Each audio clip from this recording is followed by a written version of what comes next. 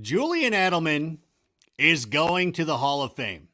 And no, not as a guest of Tom Brady at his eventual enshrinement, wise ass. He's not going to be paying admission or anything like that. No, Julian Edelman is going to get the knock. He's going to get the gold jacket. He's going to get the bust. And if it does not have a thick, robust beard, I will certainly riot. But the guy is going to the Hall of Fame. And I believe that the sooner that everybody comes to this conclusion and realization, the better off that we're going to be. And I understand that yesterday, when it seems like Julian Edelman could be headed towards retirement, the hot take people had to just show up. Oh, don't say he's a Hall of Famer. Don't say that. Don't do it. Like, how is he not? Like, what is the one thing that is, why is Julian Edelman not going to the Hall of Fame? That's the one thing that I want to figure out, because I was thinking about this, and I was thinking about all the iconic Julian Edelman moments. And one of the ones, or the one that probably stands out the most to me, more than the reception against the Falcons or the pass to Danny Amendola or anything like that, but it was the Super Bowl. The Patriots Super Bowl win over the Rams, the most recent one, I should say. They have so many, it's hard to keep track of them. And the one thing that I've always admired about Julian Edelman, and I get this now in my own life, my daughter now plays AYSO soccer, and the best kid on the field is not normally the biggest one. It's the little firecracker, the little spark plug that's out there running around, just dodging and weaving and doing everything and making all the moves and everything that they, just doing it all. And that's what Julian Edelman did. That's what he did against the Rams. That's why he was the MVP of that Super Bowl. And it is only one of the few reasons of many of why he should be in the Hall of Fame. Now, I know a lot of you will be like, well, he doesn't have the numbers. He does have the numbers. Like I've got them right here. Let's see about this. Now, obviously, you want to put him in like with the gaudy statistics of guys like Larry Fitzgerald, Antonio Brown, Julio. Like he doesn't have those kind of numbers. I think at last check, he was somewhere around 240, maybe even not even that high in all-time receiving yardage, which is fine because I'm not necessarily drawn to all-time yards like that because that's regular season. Edelman, second in NFL history behind only Jerry Rice, maybe you've heard of him, in postseason receiving yardage. He's also behind Jerry Rice with playoff receptions. He's tied with Michael Irvin for the most 100-yard games in the playoffs with 6. He's third in career receiving yards in the Super Bowl. And I understand. I love fantasy football as much as anybody else. And I think that sometimes people get too wrapped up in the fantasy numbers of like, well, Dwayne Bowe had more receiving yards than Julian Edelman. And it's like, okay, that's fine.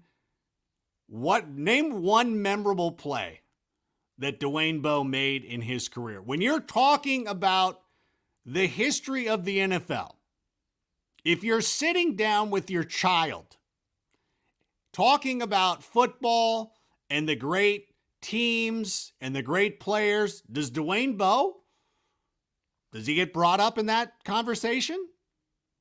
Does he? Julian Edelman does. Julian Edelman is a Super Bowl MVP, a guy who made the clutch catch to ensure the greatest comeback in Super Bowl history. He's in that conversation. And yeah, like, sure, if you want to talk about Madden statistics, fantasy statistics, and by the way, it's funny, Matthew Berry was the one who put this out on his Instagram page. Like, Julian Edelman was also an excellent fantasy player. And it's always the yardage, by the way. Like, nobody wants to talk about receptions. He averaged close to 7 receptions per game from 2013 to 2019. That's the 4th highest total in the NFL. So he was catching the football.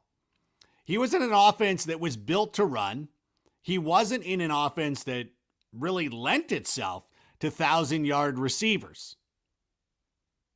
So when you talk about the numbers, he has them. Look at the postseason, the most important season. Like, it's cool. Like, what career would you rather have? Like a guy who averaged 60 receptions a season, 1,100 yards, 5 touchdowns, or Julian Edelman? I don't know. And for whatever reason too, like everybody thinks the Pro Bowl sucks. And then they bring up like, well, he was never in the Pro Bowl. Like the Pro Bowl only exists to discredit people. Like it's never like, I don't know. Mitch Trubisky made a Pro Bowl. So I don't know. Is he better than Julian Edelman? You tell me. I don't know. I don't know. Because to me, and this is the thing about the Hall of Fame, is that it's subjective. It's really up to each voter's discretion and their criteria and their feelings on this. And there might be people who look at it and be like, every receiver that gets X amount of yards gets in. Oh, you did this? You get in. I don't know. For me, I look at it more as like who had a bigger impact in the NFL.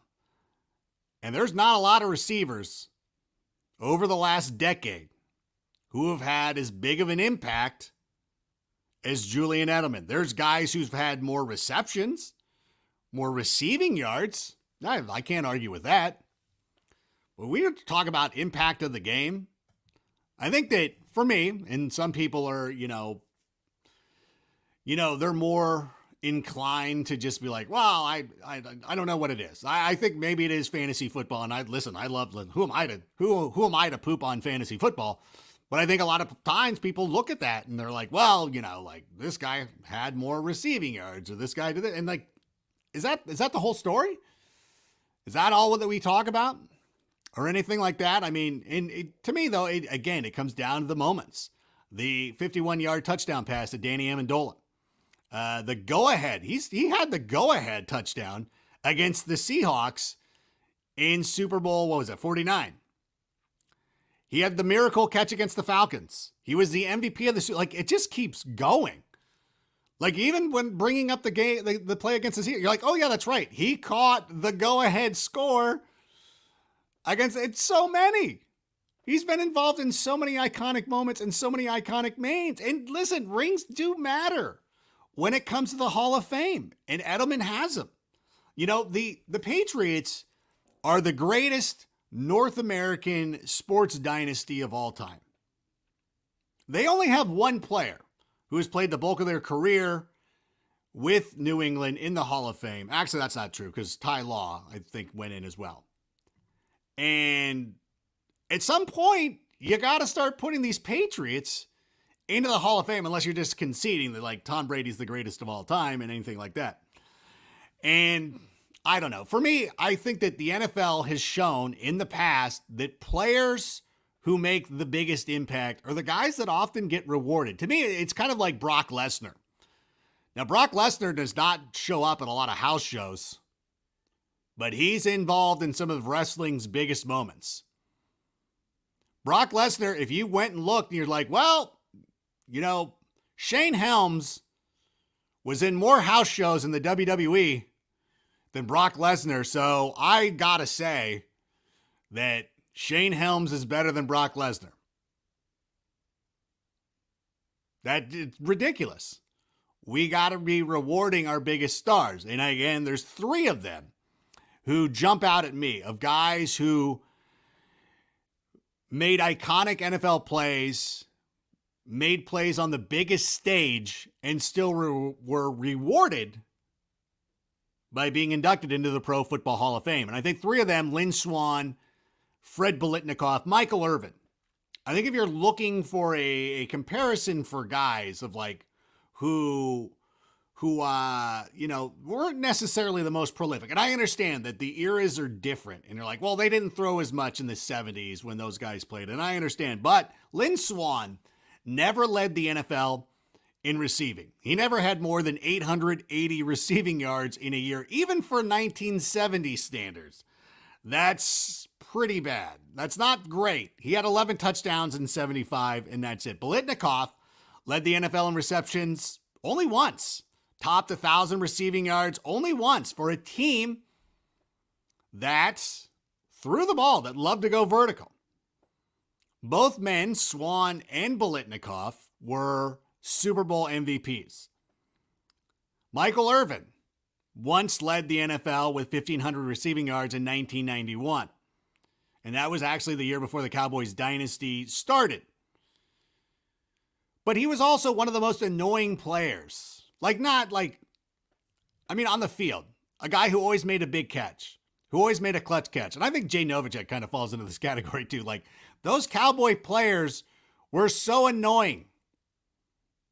And I think Edelman does that as well. And of course, yeah, I know. And again, we're going back to the whole thing with the Patriots. If Edelman gets in, what about Troy Brown and Deion Branch or Wes Welker? Well, listen, I only have so much time to sit here and talk about this. I will defer to Bill Belichick on this one. Belichick was asked about this. This was actually a quote of his after the Super Bowl. And I want to read you Belichick's quote, which I have right here. Edelman epitomizes the work ethic, toughness, mental toughness, physical toughness, determination, and will, and just extraordinary ability to perform under pressure, Belichick said. He's truly in the mold of one of the great versatile Patriots with Troy Brown, Mike Vrabel, guys like that. But nobody has worked harder in my career than Julian. He went first name there. To develop the skills and his craft at the position, and other than, I'd say, Stephen Neal, other than Julian, because he really didn't have any background for it. Of course, he was a college quarterback who was converted to a wide receiver. And Edelman is the most distinguished receiver of the Patriots' title-winning dynasty. Randy Moss did not get a ring for the team. And here's the thing. Him getting in is inevitable of the Patriots being 3rd and 9 and Edelman getting a 10-yard reception or doing something extraordinary. And I know a lot of you, I have not read the comments, and I know they're coming in, and I know what you're saying. You're like, well, listen, I'm not doing the what about this player? What about Reggie Wayne? What about Hines Ward, who is another player who would probably be comparable to Edelman? Make the case for him. I'm not stopping you. I'm just making the case for Julian Edelman. So I don't, whatever. Make the case for Reggie. I like Reggie Wayne. I'd put Reggie Wayne in the Hall of Fame. Torrey Holt, whatever. Isaac Bruce is in the Hall of Fame. That to me, Isaac Bruce, Tim Brown are two guys who, I don't know. If you're looking at it like punk rock, who's a more iconic punk rock band? Is it Bad Religion or is it the Sex Pistols? Bad Religion gets a lot of love because they've been around forever. They've put out a lot of albums. But the Sex Pistols are way more iconic. And to me, when I'm voting for the Hall of Fame, and this is my opinion, and the Hall of Fame is subjective. I'll get it. Spit it out, Rank. To me, it's subjective. And when I'm making my vote, this is what I base the criteria on. It's how big of an impact did you have on the game? And again, make the case for other players. I don't care. I don't care that Barry Bonds is not in the Hall. That has nothing to do with Julian Edelman. This player, Hines Ward, I don't care. I'm not making the case for Hines Ward. Go make the case. I'm making the case for Julian Edelman. And to me, I know a lot of people, because they hate the Patriots, and it was very popular, and you could go out there and be like, Julian Edelman doesn't belong in the Hall of Fame, and you'll get 30,000 likes on that tweet. I don't care. But I'm telling you, with numbers, with reason, why Julian Edelman should be there. You can agree or disagree. I don't think that you're stupid or anything if you don't agree or anything like that. But in my opinion, on a vote for something that's highly subjective, Julian Edelman gets my vote. Thanks, everybody. We'll see you soon.